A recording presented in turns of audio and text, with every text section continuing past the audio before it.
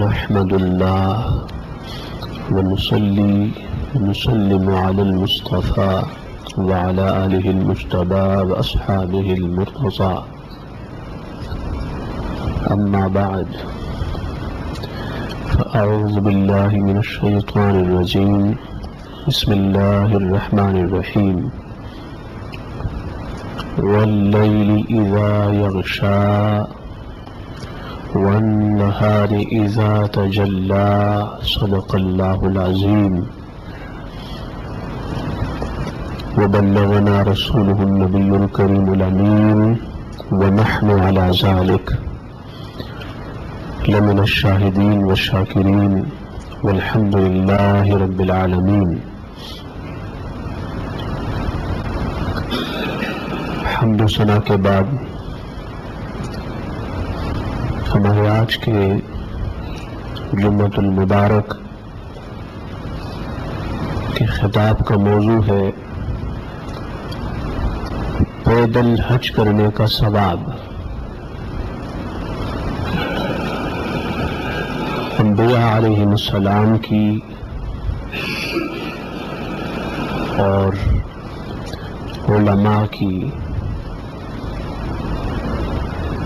اولیاء، صوفیاء، صلحاء، حنفاء، اللہ جل مجدہ کے دوستوں کی ہمیشہ یہ عادت رہی اور ان کی ہمیشہ یہ سنت رہی کہ انہوں نے پیدل حج کیا. پھر ان کا طریقہ کار مختلف رہا.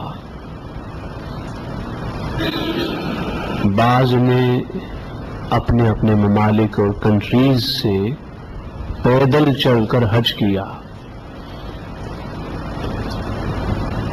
ملک شام سیریا سے پیدل آئے، یمن سے پیدل آئے، بغداد سے پیدل آئے، مدینہ منورہ سے پیدل آئے، ہندوستان سے پیدل آئے. غرض مختلف ممالک سے اور اپنے اپنے علاقوں سے وہ صلحاء اور اولیاء حج کو پیدل آتے رہے. اور بعض وہ ہوئے جو اپنے ممالک سے تو سواری پر چل کر آتے، لیکن جو ہی وہ حدود حرم میں داخل ہوتے تو سواریوں سے اتر جاتے اور پھر حدود حرم میں پیدل چلتے. ان کا حج پیدل ہوتا. بعض وہ ہوئے جن کا مکہ مکرمہ سے منا تک، پھر منا سے 9 ذی الحج کی صبح عرفات تک، پھر شام کو عرفات سے مزدلفہ تک، اور مزدلفہ سے منا تک، اور منا سے پھر مکہ مکرمہ بیت اللہ تک، وہاں سے پھر منا تک یہ آنا جانا پیدل ہوتا رہا. اور فی زمانہ اب تو یہ پاسبل نہ رہا کہ انسان دور و دراز علاقوں سے اور دور و دراز ممالک سے پیدل حج کو جائے. ہاں یہ پاسبل ہے، ممکن ہے کہ منا سے عرفات، مکہ سے منا، پھر وہاں سے عرفات، عرفات سے پھر شام مزدلفہ، پھر وہاں سے پھر منا، پھر بیت اللہ، پیدل آیا اور جایا جائے. اب یقیناً پیدل جانا اور پھر ان علاقوں سے پیدل آنا مشقت کا باعث ہے، اور تکلیف کا باعث ہے۔ پیدل آنے جانے میں تکلیف زیادہ ہوتی ہے، مشقت زیادہ ہوتی ہے، لیکن یہ ذہن نشین کر لے کہ جتنی تکلیف زیادہ ہوتی ہے اتنا ثواب زیادہ ہوتا ہے۔ حدیث پاک کے مطابق جب مشقت زیادہ ہوتی ہے، تکلیف زیادہ ہوتی ہے حج کی یا کسی بھی مبارک اور اچھے کام کی، تو تکلیف کے ساتھ ساتھ اور تکلیف کے زیادہ ہونے کے ساتھ ساتھ ثواب بھی زیادہ ہوتا چلا جاتا ہے۔ اس لیے بالخصوص نوجوان طبقہ جو ہماری ینگ جنریشن ہے، اگر اللہ تعالی توفیق دے اور حج کی سعادت نصیب ہو تو وہ کوشش کریں کہ ان کا حج پیدل ہو، سواری پہ نہ ہو۔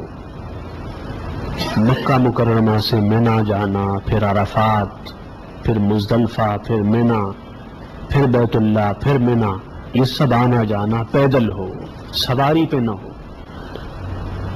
شریعت میں آپ کو سواری کی، گاڑی پہ سوار ہونے کی، جانور پہ سوار ہونے کی اجازت ہے۔ حج آپ چاہیں سوار ہو کر کریں یا پیدل ہو کر کریں، حج بہرحال حج ہے اور باعث ثواب ہے، باعث سعادت ہے۔ لیکن پیدل حج میں تکلیف زیادہ ہے، مشقت زیادہ ہے، سو اس لیے پیدل حج کرنے میں ثواب بھی زیادہ ہے اور اس کا انعام سوار ہو کر حج کرنے سے منفرد اور الگ ہے۔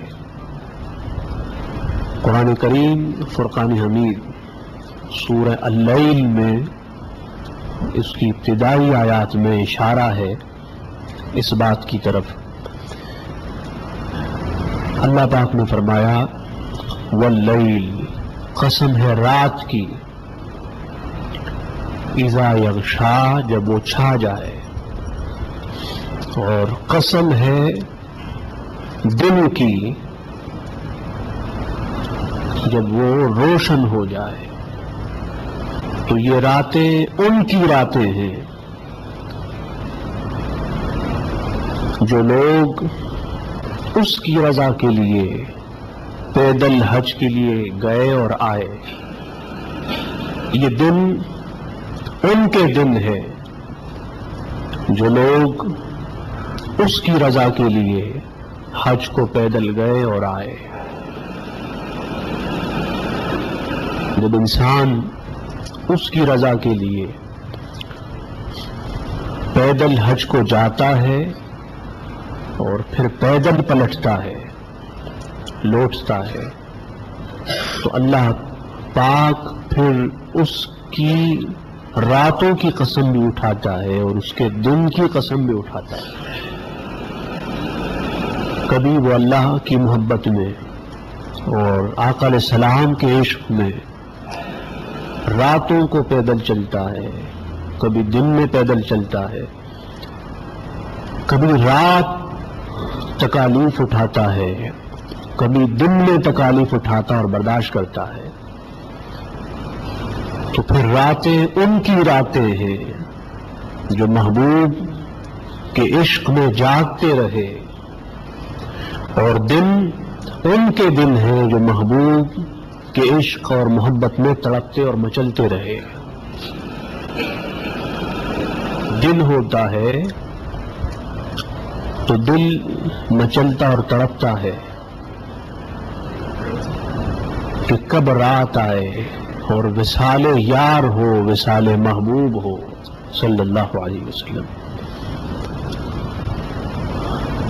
سیدنا آدم علیہ السلام کے بارے میں ایک روایت یہ ہے کہ آپ نے 1000 حج پیدل کیے، اور ایک روایت یہ ہے کہ آپ نے ہندوستان سے 40 حج پیدل کیے۔ سیدنا ابراہیم علیہ السلام نے اور سیدنا اسماعیل علیہ السلام نے جب خانہ کعبہ کو بنایا تو اس کے بعد سیدنا ابراہیم علیہ السلام اور سیدنا اسماعیل علیہ السلام نے پیدل حج کیے۔ صحابہ میں سے بے شمار ایسے ہوئے جنہوں نے پیدل حج کیے۔ صلحاء میں سے بعض وہ ہوئے جنہوں نے 20، بعض نے 40، بعض نے 50، بعض نے 60، بعض نے 70، بعض نے 80 اور بعض نے 100 تک حج پیدل کی۔ حضرت عبداللہ بن عباس رضی اللہ تعالیٰ عنہ کی جب وصال کا وقت قریب آیا تو فرمایا کہ مجھے ایک بات کا افسوس ہے اور وہ یہ کہ میں زندگی بھر پیدل حج نہ کر سکا۔ اور آپ نے وصال کے وقت اپنے بیٹوں کو وصیت کی، کہا بیٹوں پیدل حج کیا کرو، حج کرنا ہو تو سواریوں سے اتر کر اپنے ذرائع سفر گاڑیوں سے اتر کر اس کا حج پیدل کیا کرو، آیا جایا کرو۔ پیدل حج کرنے کی صورت میں ایک ایک قدم پہ 700 نیکیاں ملتی ہیں، اور پھر اگر آپ پورا حساب لگا لیں تو یہ ملینوں اور بلینوں نیکیاں ہو جاتی ہیں۔ یوں سمجھ لیں کہ کاؤنٹ لیس، بے حد اور بے حساب نیکیاں ہوتی ہیں۔ ہم چونکہ انسان ہے اور یہ ہیومن نیچر ہے، فطرت انسانی ہے کہ وہ آرام کا طالب ہوتا ہے، سکون چاہتا ہے، تکلیف سے ہر ایک بھاگتا ہے، مشقت کو ہر ایک ناپسند کرتا ہے۔ لیکن حج کی تکلیف وہ تکلیف ہے، حج کی مشقت وہ مشقت ہے کہ ہر تکلیف پر اتنا ثواب ملے کہ اگر انسان شمار کرنا چاہے، اسے کاؤنٹ کرنا چاہے تو اسے کاؤنٹ نہ کر سکے، اسے شمار نہ کر سکے۔ اس لیے صدیقین میں سے ایسے ہوئے، شہداء میں سے ایسے ہوئے، عرفاء، اولیاء، علماء میں سے ایسے ہوئے جنہوں نے ہمیشہ حج پیدل کیا۔ اور حدیث پاک میں ہے، اللہ کے رسول صلی اللہ علیہ وسلم نے فرمایا کہ من حج الى مکہ ماشیا حتی رجع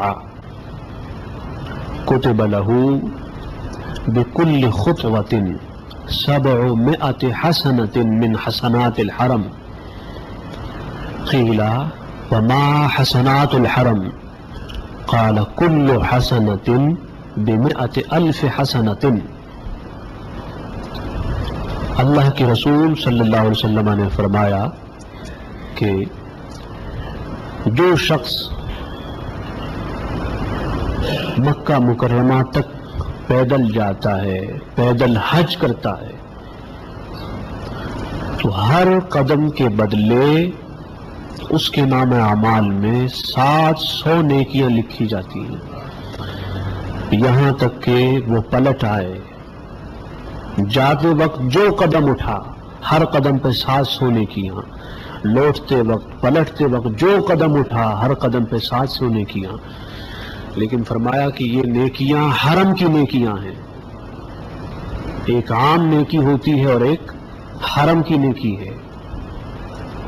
تو پوچھا گیا یا رسول اللہ صلی اللہ علیہ وسلم حرم کی نیکی کا کیا مطلب ہے؟ تو آپ نے فرمایا کہ حرم کی ایک نیکی 1,00,000 نیکیوں کے برابر ہے۔ ایک شخص ہے، اس نے حدود حرم کے علاوہ مکہ مکرمہ اور اس کے حدود کے علاوہ 1,00,000 نیکیاں کی، اور ایک شخص نے مکہ مکرمہ میں حدود حرم میں ایک نیکی کی، تو یہ ایک نیکی ان لاکھ نیکیوں کے برابر ہے جو حدود حرم سے ہٹ کر ہو، اس کے علاوہ ہو۔ تو اگر ایک قدم پہ آپ نیکی گنے تو یہ تقریباً 7 کروڑ تک جا پہنچتی ہے۔ وہ قدم جو اس کی رضا کے لیے پیدل اٹھتا ہے، سوار نہیں ہوتا، مجنون ہے، دیوانہ ہے۔ میں ایک بات آپ سے پوچھتا ہوں کہ آپ کے مرشد آپ کے سامنے ہو اور آپ کار میں سوار ہوں، اچھا لگے گا؟ یہ ادب ہے؟ تو جن اولیاء کے سامنے ہر وقت محبوب کا چہرہ ہو، محبوب کا جلوہ ہو، کیا وہ سواری پہ سوار ہو سکتے ہیں؟ امام مالک رضی اللہ تعالیٰ عنہ نے زندگی بھر مدینہ منورہ میں سواری نہیں کی، سواری پہ سوار نہ ہوئے پوری زندگی، اور فرمایا کہ جس شہر میں میرے محبوب کا مزار ہو، میں اس شہر میں سواری پہ کس طرح سوار ہوں۔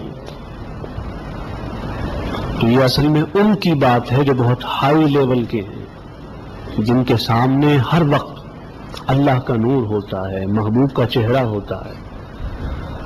وہ اگر سواری پہ سوار بھی ہوں تو محبوب کا چہرہ آ جائے تو ادباً سواری سے اتر جاتے ہیں اور سواری کو ہمیشہ ہمیش کے لیے چھوڑ دیتے ہیں۔ اس طرح ایک اور حدیث میں ہے، حضور السلام نے فرمایا کہ ان الملائکۃ لتصافح الرکبان من الحاج وتعتنق المشاة، فرمایا کہ جو لوگ سواری پر سوار ہو کر حج کو جاتے ہیں تو فرشتے ان سے ہاتھ ملاتے ہیں، سواریوں پہ آئے، گاڑیوں میں آئے تو ان کا استقبال یہ ہے کہ ان سے ہاتھ ملائے گئے، اور فرمایا کہ جو لوگ پیدل آتے ہیں ان سے ہاتھ نہیں، ان سے گلے ملتے ہیں۔ تو پیدل آنے والوں کو گلے لگایا جاتا ہے کہ اس میں تکلیف زیادہ ہے۔ آپ کے یہاں مہمان آئے اور اس مہمان نے بہت زیادہ تکلیف اٹھائی آپ کے لیے تو آپ کو بہت اچھا لگتا ہے کہ اتنے دور و دراز سے چل کے میری خاطر آئے اور تکلیف اٹھائی۔ تو اس طرح جو حاجی پیدل حج کرے، جو سواری پہ سوار نہ ہو، اور یہ عشق کی جگہ ہے، کیا جس زمین پر تاجدار کائنات کے قدم لگے ہوں، خواہ وہ مکہ مکرمہ کی زمین ہو، خواہ وہ مینا کی ہو، خواہ وہ عرفات کی ہو، خواہ وہ مزدلفہ کی ہو، تو کوئی عاشق چاہے گا کہ اس زمین پر سواری کے قدم لگے؟ خدا کی قسم اگر سر کے بر چلنا ممکن ہوتا تو اہل عشق پاؤں کو چھوڑ کر سر کے بل چلتے ہیں۔ پاؤں کے بجائے اگر آنکھوں پہ، سروں پہ چلنا، دل پہ چلنا ممکن ہوتا تو وہ اپنے دلوں کو سواری بناتے، اپنی روح کو سواری بنا کر ان علاقوں میں چلا کرتے۔ اس لیے وہ نوجوان خوش نصیب ہے جنہیں جوانی میں حج نصیب ہوا، اور وہ بھی پیدل حج نصیب ہوئے۔ تکلیف تو ہوگی، اس میں کوئی شک نہیں ہے، سوار ہو کر بھی تکلیف ہوتی ہے، پیدل حج کریں تو تکلیف زیادہ ہوتی ہے۔ لیکن کتنے دن ہیں حج کے؟ 5 دن تو ہیں، اور 5 دن میں صرف 1-2 دن ایسے ہیں جس میں آپ کو چلنا ہے۔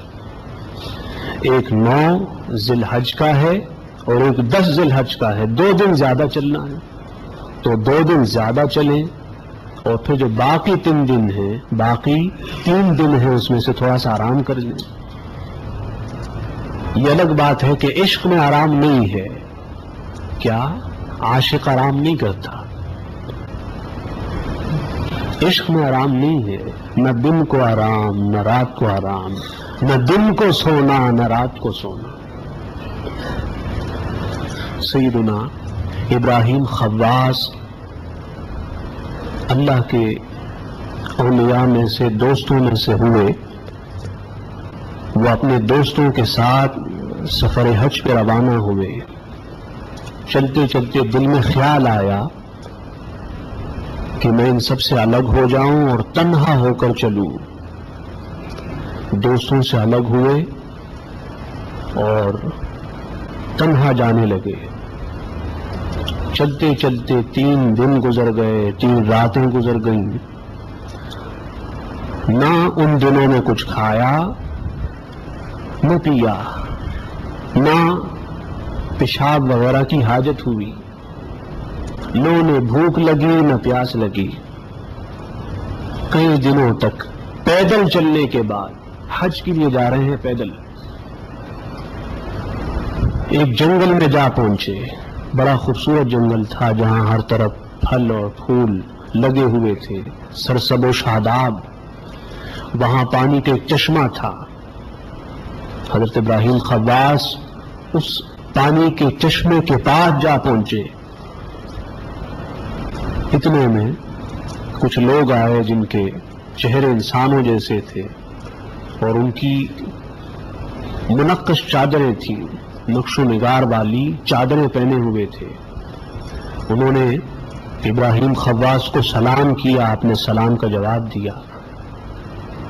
آپ نے دل میں سوچا کہ شاید یہ جنات ہوں،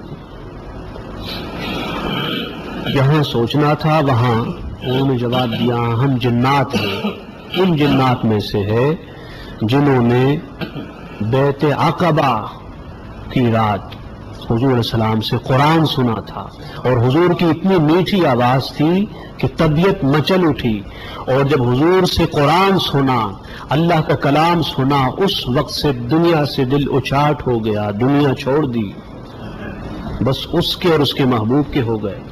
اور اللہ پاک نے اس کے بعد اس خوبصورت مقام کا ہمارے لیے انتخاب کیا۔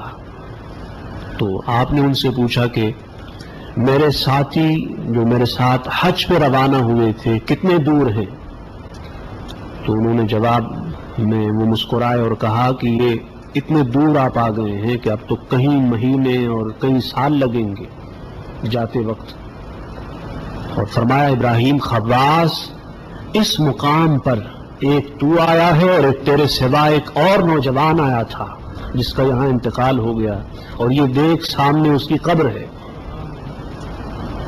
تیرے اور اس نوجوان کے سوا انسانوں میں سے آج تک کوئی یہاں نہ آیا اور نہ آ سکتا ہے۔ آپ نے ان سے پوچھا کہ اس نوجوان کا حال مجھے بتاؤ کہ کیسے آیا، کہاں سے آیا، کیوں آیا، انتقال وصال کیسے ہوا؟ تو جنات نے جواب دیا کہ ایک دن ہم بیٹھے ہوئے تھے اور عشق کے بارے میں ڈسکس ہو رہی تھی، محبت کے بارے میں گفتگو ہو رہی تھی۔